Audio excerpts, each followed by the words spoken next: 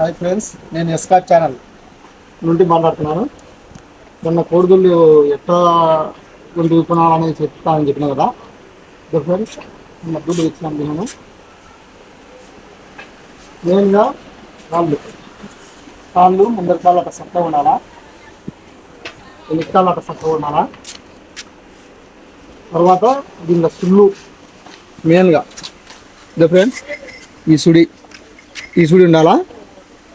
ఈడుంది కదా, ఈ సుడి ఉండాలా. మంచి సుళ్ళు అవి. ఇది మంచి సుడి ఫ్రెండ్.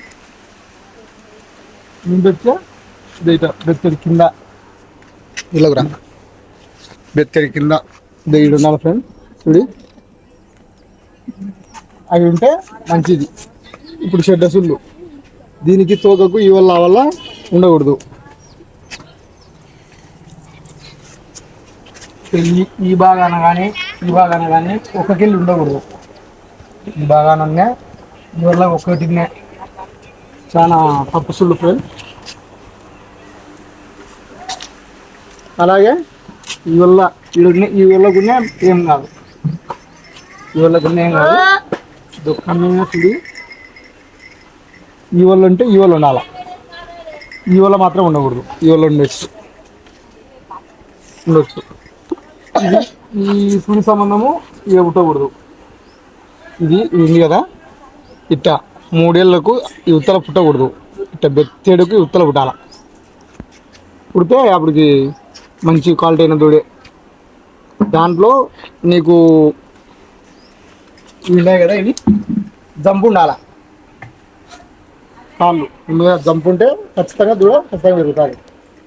చిన్నగా అనుకో చిన్నగానే ఉంటుంది.